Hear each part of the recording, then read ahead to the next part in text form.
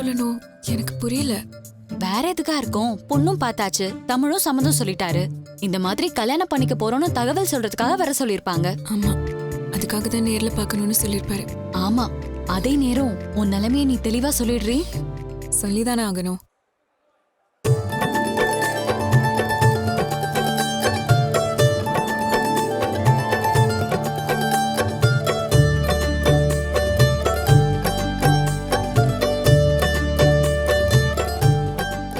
Hi Saraswati, hi மின்னல்.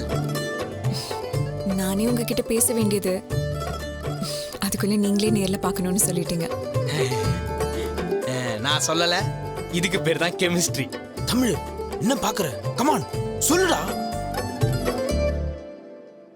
அது நான் உங்களை இங்கே கூப்பிட்டதே ஒரு முக்கியமான விஷயத்த சொல்லணுன்றதுக்காக தான். எதுக்கு இவ்வளவு தடுமாறுறீங்க? அவன் எப்பவுமே அப்படிதாங்க. கல்யாண பந்தியில பொண்ணுங்க பரிமாறினா அவங்க கிட்ட சாம்பார் கேட்க கூட கூச்சப்படுவாங்க. நம்ம சரஸ்வதி, நம்ம மின்னல், ஏன்பா கூச்சப்படுற? டீசெண்டான பொண்ணுங்க, தைரியமா சொல்லுப்பா.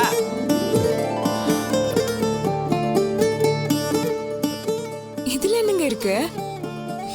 சொல்ல வேண்டியது நேரடியா சொல்லுங்க.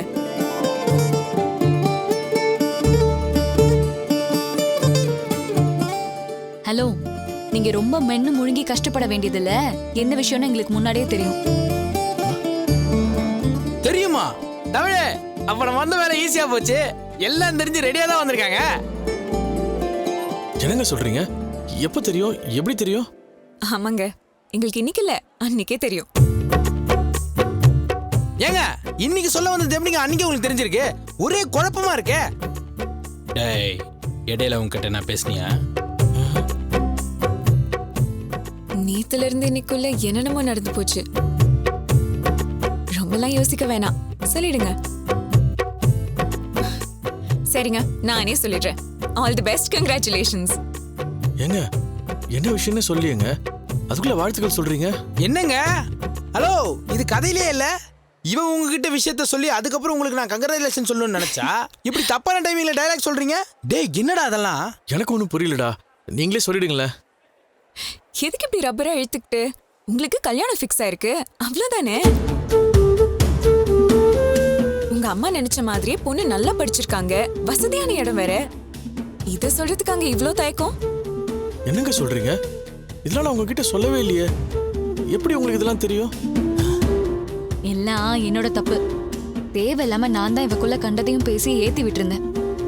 இந்த லூசும் என்னென்னமோ கற்பனையை வளர்த்துக்கிட்டு சந்தோஷமான செய்தியை உங்ககிட்ட சொல்லிடுவோம்னு நினைச்சு கூட வந்தா. 2 பேரா உங்க ஃபேக்டரிக்கு வந்தோம். எங்க ஃபேக்டரிக்கு வந்தீங்களா? எப்போ வந்தீங்க? அதான் எல்லாம் பொய்யன்னு ஆகி போச்சு. அத பத்தி இப்ப எதுக்குங்க பேசிக்கிட்டு? ஒரு வகையில நாங்க வந்ததும் நல்லதுக்கு தான். அதனால தானே எங்களுக்கும் விஷயம் தெரிஞ்சது. இல்ல, எந்த விஷயம் உங்களுக்கு தெரியுங்க? எனக்கு கொஞ்சம் புரியுற மாதிரி சொல்லுங்களேன் ப்ளீஸ். அங்க வந்தப்பதாங்க நீங்க அந்த பொண்ணு பார்த்த விஷயத்தை பத்தி பேசிட்டு இருந்தீங்க. கல்யாணம் ஃபிக்ஸ் ஆயிருக்குன்னு 2 பேரும் டிஸ்கஸ் பண்ணிட்டு இருந்தீங்க. சரி, அதுக்கு மேல உங்களை டிஸ்டர்ப் பண்றது தப்புன்னு நாங்க வந்துட்டோம்.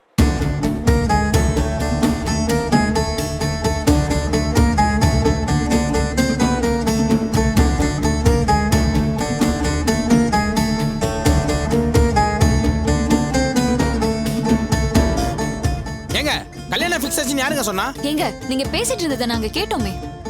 அப்போ நீங்க அரைகுறையா கேட்டு தப்பா புரிஞ்சிட்டு இருக்கீங்க. அம்மா ஃபிக்ஸ் பண்ணது உண்மைதாங்க, ஆனா அது நின்னு போச்சு, நடக்காது.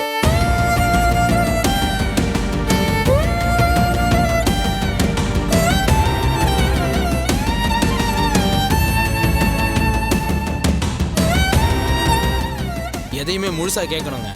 நீங்க நாங்க பேசுறத முழுசா கேட்டிருந்தீங்கன்னா இவனுக்கு அந்த கல்யாணத்துல இஷ்டம் இல்லைன்னு உங்களுக்கு நல்லா புரிஞ்சிருக்கும்.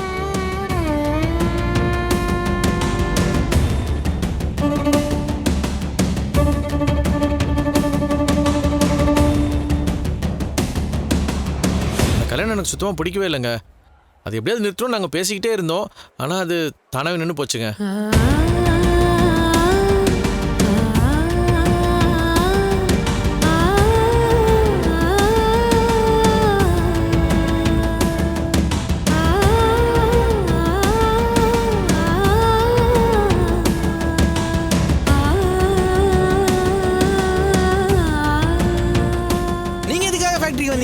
ஆமா ஏதோ சந்தோஷமான விஷயம் நீங்க. முதல்ல கல்யாணம் எப்படி நின்னுச்சு அதை சொல்லுங்க. தமிழே என்னடா வாய மூடிட்டு இருக்க, சொல்லு. அது ஒண்ணும் இல்லைங்க, இவன் மனசுல வேற ஒரு பொண்ணு இருந்துச்சான். அது அந்த கல்யாண பொண்ணுக்கு தெரிஞ்சு போச்சு. அவங்க நேரா இவங்கிட்ட வந்து அறிவுரை சொன்னாங்க. டே மடப்பையலே, உன் மனசுல யார் இருக்காங்களோ அவங்களதான் நீ கல்யாணம் பண்ணிக்கணும். அதை விட்டு அம்மா சொல்றாங்கன்னு சொல்லிட்டு தாலி கட்டினீங்கன்னா அது எனக்கும் தண்டனை உங்களுக்கும் தண்டனைன்னு இவனுக்கு புரிய வச்சுட்டு போனாங்க.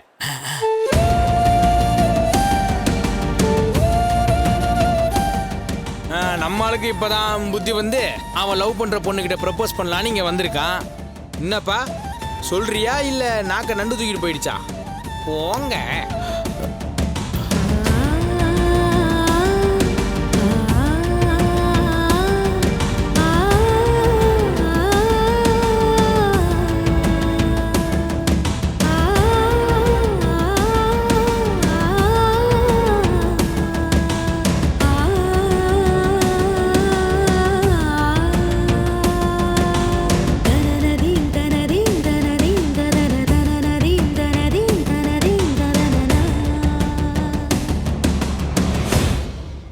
ஆமாங்க, என் மனசுல இருக்க பொண்ணே நீங்க தான்.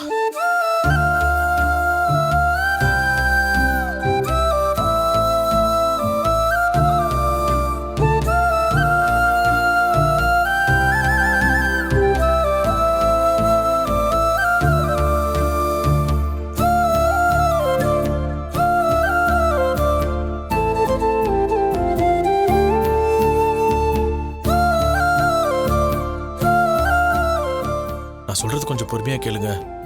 கோவப்பட்டு கோவில வச்சு அசிங்கப்படுத்திடாதீங்க. இப்ப கேளுங்க, உங்களுக்கு விருப்பம் இருந்தா அப்புறமா சொல்லுங்க.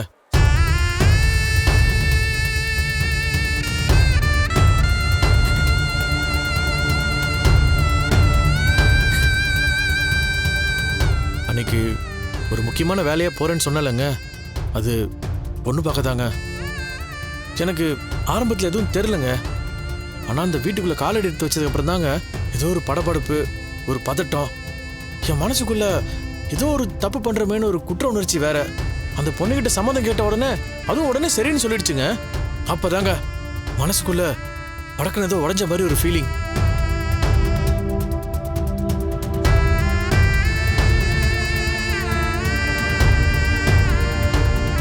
இல்லையே, இது தப்பாச்சே. இது நமக்காக பிறந்த பொண்ணு இல்லையே. நான் மனசுல நினைச்சுக்கிட்டு இருக்க பொண்ணு இது இல்லையேன்னு நினைச்சேன். அப்பதாங்க டக்குன்னு என் காதுல விழுந்த பேரு உங்க பேரு தாங்க.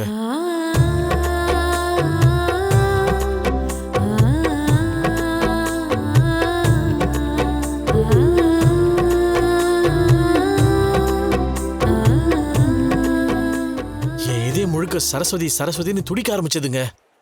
உங்களை தவிர வாழ்நாள் முழுக்க என்னால வேற யாரோடய சேர்ந்து வாழ முடியாதுன்னு முடிவு பண்ணங்க.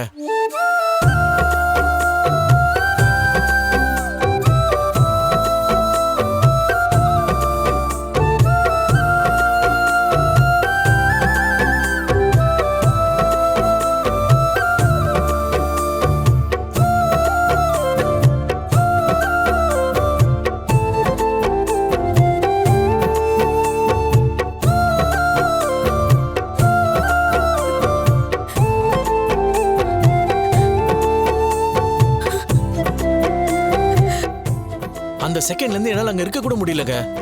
உடனே கிளம்பிட்டேங்க. சரஸ்வதி உனக்கு இல்லன்னு ஆனதுக்கு அப்புறம் அவங்க கொடுத்த கிஃப்ட் மட்டும் எதுக்குன்னு நீங்க கொடுத்த கிஃப்டை அவன் தூக்கி அடிச்சிட்டாங்க. நான் அப்படியே செத்து போயிட்டேன் தெரியுமா? அந்த நிமிஷம் தாங்க நான் இவ்வளவு பெரிய முட்டாள்ன்றதை நான் உணர்ந்தேன். நம்ம மனசுக்குள்ள ஒரு பொண்ணை காதலிச்சுட்டு இன்னொரு பொண்ணை தேடினா வாழ்க்கை மட்டும் இல்ல, உயிரே போயிடுங்கிறத அப்பதாங்க நான் உணர்ந்தேன். அப்ப முடிவு பண்ணுங்க. இப்ப சொல்றேன், சரஸ்வதி நீங்க இல்லாம எனக்கு வாழ்க்கையே இல்லை.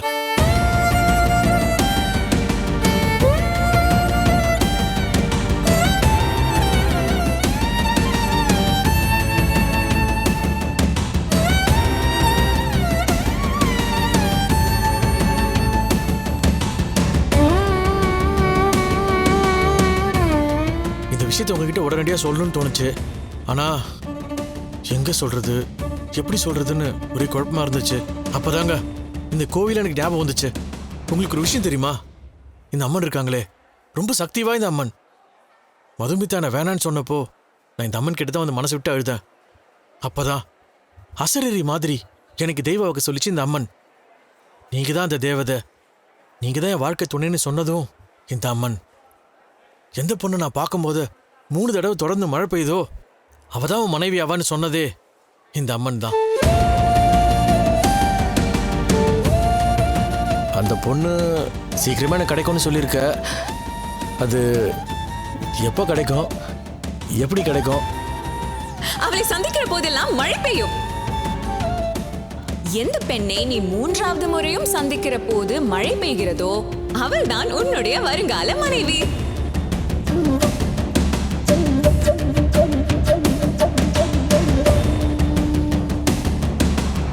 முதல்ல அது உண்மை நான் நம்பவே இல்லைங்க. நான் கூட நம்பலைங்க. ஆனா அந்த அதிசயம் நடந்துச்சே, அதாங்க ஆச்சரியம். ஆமாங்க, மறுபடியும் உங்களை இந்த கோயில் வச்சு பார்த்தப்போ மழை பெஞ்சுதுங்க. ஆ,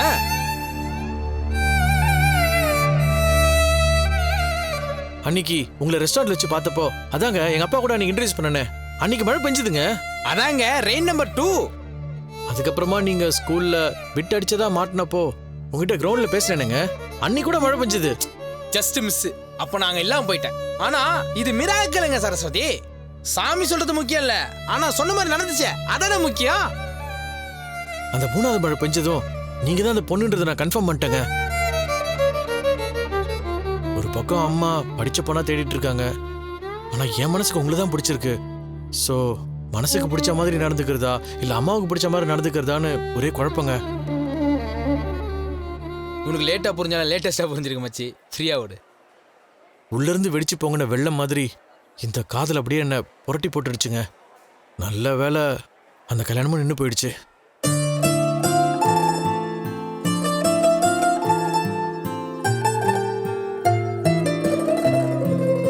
நமக்கு இந்த ஸ்கூல் பசங்க மாதிரி கையில் ரோஜா பூலாம் வச்சுக்கிட்டு மண்டி போட்டுட்டுலாம் சொல்ல தெரியாது. அதான் சாமி முன்னாடி சாமி சாட்சியாகவே சொல்கிறேன், நீங்கள் மட்டும் என் ஒய்ஃபாக வந்தீங்கன்னா பிடிச்ச உங்கள் கையை கடைசி வரைக்கும் நான் விடவே மாட்டேன். உங்களுக்கு நான், எனக்கு நீனு கடைசி வரைக்கும் சந்தோஷமாக வாழ்வோங்க.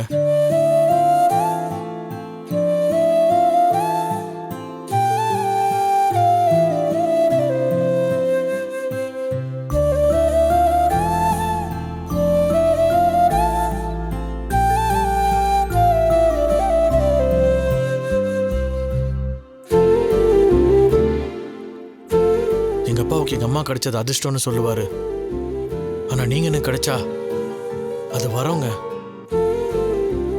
இப்ப சொல்லுங்க, எனக்கு கல்யாணம் பண்ண உங்களுக்கு சம்மதமா? ஏங்க என்னங்க ஆச்சு?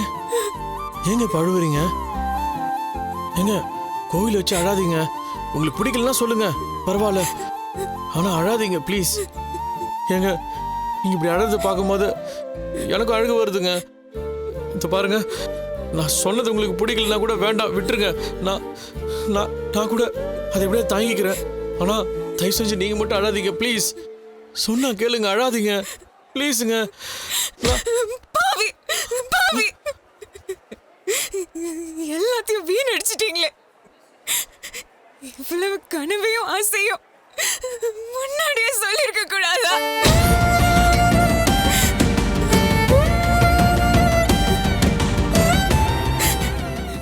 லேட் பண்ணிட்டீங்க, ரொம்ப லேட் பண்ணிட்டீங்க. காலம் கடந்து போச்சு, எல்லாமே போச்சு. படிச்சு சொன்னேன், பிடிச்சிருந்தா உடனே சொல்லிடுறீங்க. உங்களுக்கும் அறிவில்லை, இவளுக்கும் அறிவில்லை. இப்ப எல்லாம் போச்சு, வீணா போச்சு. ஒரே ஒரு நாள் லேட் பண்ணதுல 2 பேரும் வாழ்க்கையும் வீணா போச்சு. என்னங்க சொல்றீங்க? இவளுக்கும் உங்களை தாங்க ரொம்ப பிடிச்சிருந்தது. உங்ககிட்ட லவ் சொல்றதுக்கு தான் நேத்து ஃபேக்டரிக்கே வந்தா.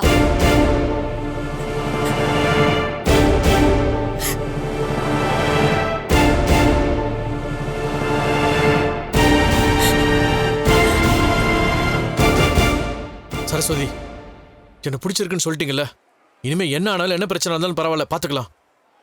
ஆனா எதுக்கு அழறீங்க? என் விதியை நினைச்சு அழறேன்.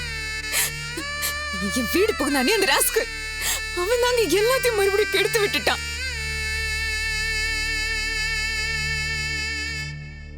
பாக்குறதுக்காக நான் ஃபேக்டரிக்கு வந்தது அவன் என் அப்பா கிட்ட தப்பா சொல்லிருக்கான். நம்ம 2 பேருமே வரம்பு மீறி ஊரை சுத்துறோம்னு சொல்லிருக்கான். எங்க அப்பா என்ன நிக்க வச்சு கேள்வி கேட்டாரு. நான் என்ன செய்யறது? அப்போ எனக்குள்ள மட்டும்தான் காதல் இருக்குன்னு நினைச்சிட்டு இருந்தேன். எங்க அப்பா கேட்டப்போ நமக்குள்ள எந்த உறவும் இல்லைன்னு சொல்லிட்டேன்.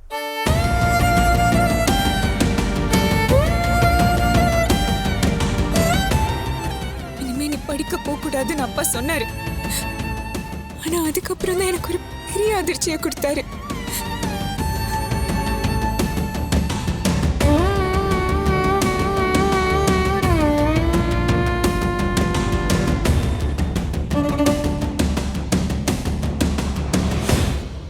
காவியா, அப்பா கூப்பிடு. அக்காவே அப்பா அவ்வளவுதான், கூப்பிடு. ம். அக்கா என்னடா ஆச்சு? கூப்பிடுறாருப்பா. திரும்ப அவளை கூப்பிட்டு திட்ட போறியா? இல்லம்மா, ஒரு முடிவு எடுக்கணும். இதுக்கு மேல என்ன முடிவு எடுக்க போற? சரி, அவ செஞ்சது தப்புதான். அதான் அவ இனிமே எங்கேயும் போக கூடாதுன்னு வீட்டோட முடக்கி போட்டியே. இனிமே என்ன பண்ண போற? போவாதேன்னு சொன்னா உன் பேத்தி அடங்கிடுவாளா? இதுக்கப்புறமும் அவளை நம்ப நான் தயாரா இல்ல. எப்ப படிக்க போறேன்னு சொல்லிட்டு கண்டவனை பார்க்க போனாலோ அப்பவே எது வேணாலும் செய்வான்னு தெரிஞ்சு போச்சு.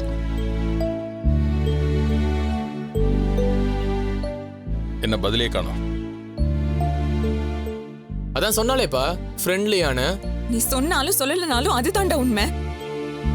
அதுவும் இனிமே நான் அவரை பார்க்க போகவே மாட்டேன். எனக்கு நம்பிக்கை இல்ல. உன்னோட வார்த்தை இதுக்கு மேல நான் நம்பிக்கிட்டு இருந்தேன்னா என்னை விட முட்டால் உலகத்தில் எவனுமே இருக்க மாட்டான். சொல்லு, நிஜமாவே உனக்கும் அவனுக்கும் எந்த ரிலேஷன்ஷிப்பும் இல்லைல்ல?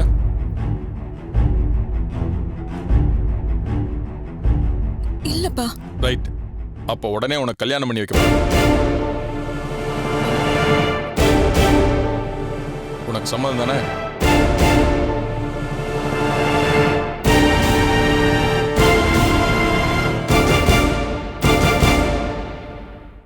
என்னடா அது திடுதிப்புன்னு என்னமோ முடிவு எடுக்கிற? வேற என்னமா செய்ய சொல்ற? இதுக்கு மேல இவ பண்ற அக்கிரமத்தை எல்லாம் பொறுத்துக்கிட்டு இருக்க சொல்றியா? என் கௌரவத்தை குழி தோண்டி புதைக்காம இருக்கணும். அதுக்கு இதுதான் என்னோட முடிவு. அவ என்ன சொல்றா நீ தான் கேட்டு சொல்லணும். இவளை எப்படியாவது படிக்க வச்சு ஒரு டிகிரி வாங்க வச்சிடணும். என்னோட 3 பிள்ளைங்களையும் சமமான இடத்துல கல்யாணம் பண்ணி கொடுக்கணும். நானும் கம்பீரமா வாழணும்னு ஆசைப்பட்டேன். ஆனா எதுக்கும் தகுதி இல்லாதவன்னு இவ நிரூபிச்சிட்டா. இன்னைக்கு ஒருத்தன் சொல்றான், நாளைக்கு இன்னொருத்தன் சொல்லுவான். இப்படியே போனா என்ன ஆகுறது?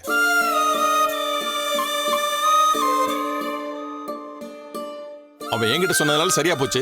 வேற யாருக்கிட்ட சொல்லியிருந்தா யார் பேர் கிட்ட போவோம்? சொக்கலிங்கம் முன்னு இப்படி திரியறான்னு என் பேரை சொல்லி தானே கவலைப்படுத்துவாங்க. சீ, மட்டமா பேசாதடா. ஏத்துக்க முடியலனாலும் அதான உண்மை. நாளைக்கு இதை ஒருத்தன் உலகத்துக்கு சொல்றதுக்கு முன்னாடி நான் முடிவு எடுத்தாகணும். அதுக்கு தான் நாளைக்கே மாப்பிள்ளை வீட்டுக்காரங்களை பொண்ணு பார்க்க வர சொல்லியிருக்கேன்.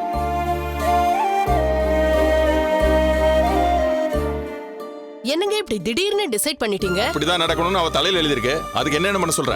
இதைத்தாண்டா நான் அன்னைக்கே சொன்னேன். அப்போ அவ்வளவு வசனம் பேசுன? ஆமா சொன்னேன். அப்ப நான் முட்டாளா இருந்தேன். இவன் நடிப்பெல்லாம் நம்பிக்கிட்டு நல்லவன் நினைச்சுக்கிட்டு இருந்தேன். எப்படி இவளை படிக்க வச்சலாம் நம்பிக்கை இருந்துச்சு. இவளோட உண்மையான முகம் இப்பதானே தெரியுது.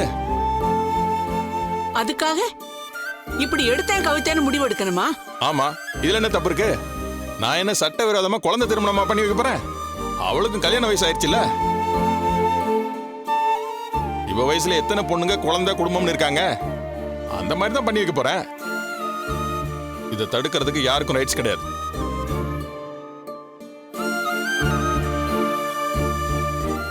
என்னங்க என்னங்க இப்படி அவசர அவசரமா மாப்பிள்ளை வர சொன்னா என்னங்க அர்த்தம்? எல்லாம் எனக்கு தெரியும்.